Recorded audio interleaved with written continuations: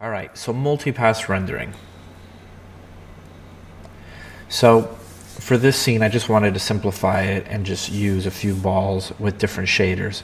So let's go and start plugging these in. So lighting, GI, reflection, refraction, specular. We're going to go add our Z depth, and we'll also add self-illumination and subsurface scattering. So we'll go into our Z depth, and in terms of the depth white, the way I approach this is I always select the furthest object, in this case this guy, and you can see up on the top right, the distance from camera is set to 13.11. So I figure if the furthest object I care about is 13, I'll set the depth white to something like 30. So everything past that point would fall to just white. So you could kind of see that ball there is 13.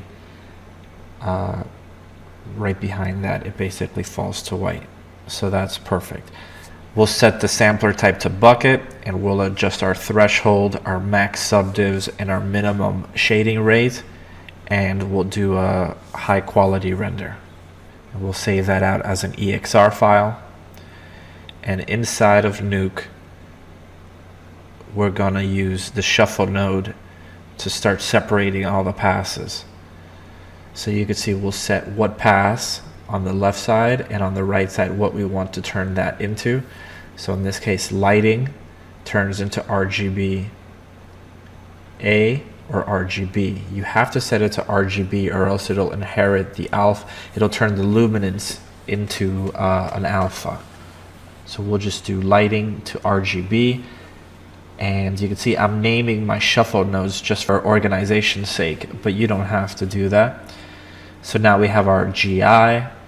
You can see I'm merging them using a plus.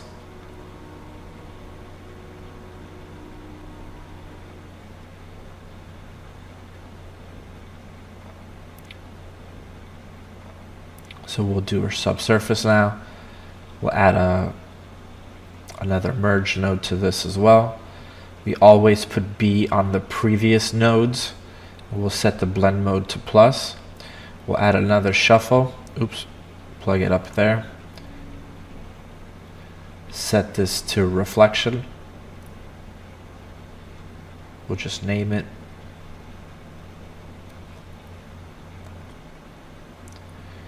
We'll use a plus node. We'll do one more. So here's our refraction. We'll plus this as well. So all of them will be plus.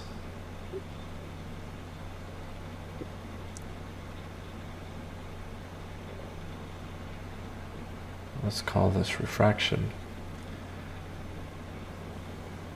Let's do self-illumination.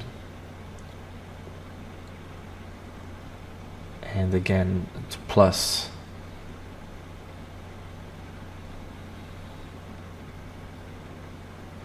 So now if we compare, let me name this real quick.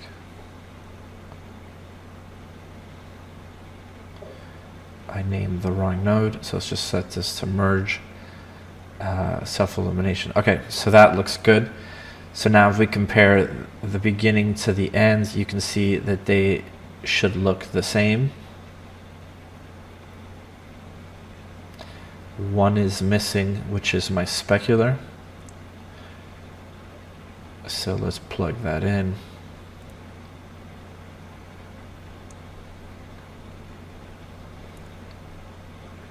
And now let's compare it.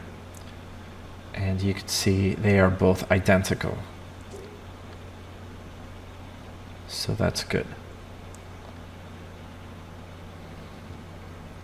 So you can see I could go in now and lower the intensity of the refraction, lower the intensity of the specular. All of a sudden there's no reflectivity. So we have that much more control. We could make it even more reflective. We could kill the subsurface.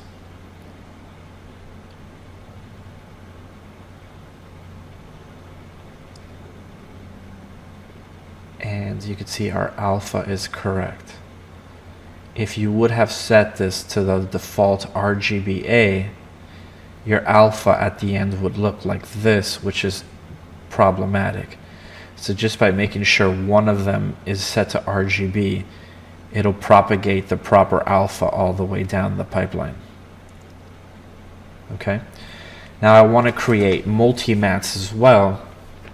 A lot of people are using crypto mat, but for this I'm just going to use the old school multi-mat, and you could see I'm just putting red, green, and blue to 1, 2, 3, then 4, 5, 6. I'm making sure I have use material IDs and consider for anti-aliasing turned on. So now if I go to each individual shader, I'm going to turn on material ID and I'll assign a number. In this case, number 1. And this guy here, number 2. This guy over here, we'll go to the shader, attributes, material ID. He'll be number 3. This guy over here will be number 4. And the ground will make number 5.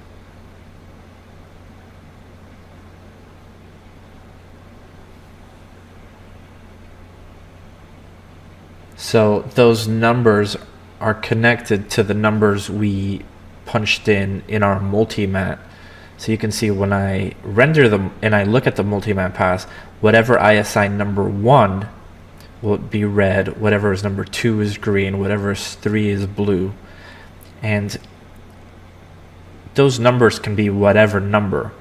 They could be 664, 665, 666. They could be whatever you want as long as they're matching.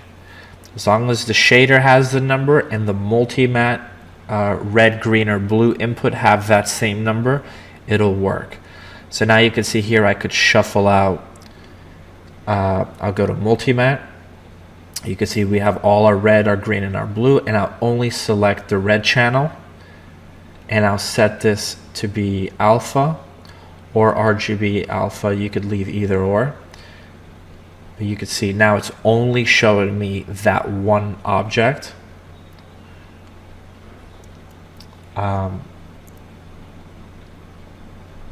let's say I were to go to my reflection and I wanted to kill off just the red ball, I could add, just wipe it out like that. You can see it's affecting all of them. But if I add a grade node, for example, and I set the multiply to 0, and I use the mask and plug it into that shuffle node that has the multi-mask, you can see how it wiped it out there, and now that I switched to green, it wiped it off the second ball. If you'd have done it with blue, it would have wiped off the third ball. So this allows you to isolate individual objects and control the specular reflections, even do subtle color corrections. You could do all kinds of stuff. So it's extremely powerful. Here we could add a clone. So as we're adjusting one of them, it's bringing down our specularity and our reflection on just the red object.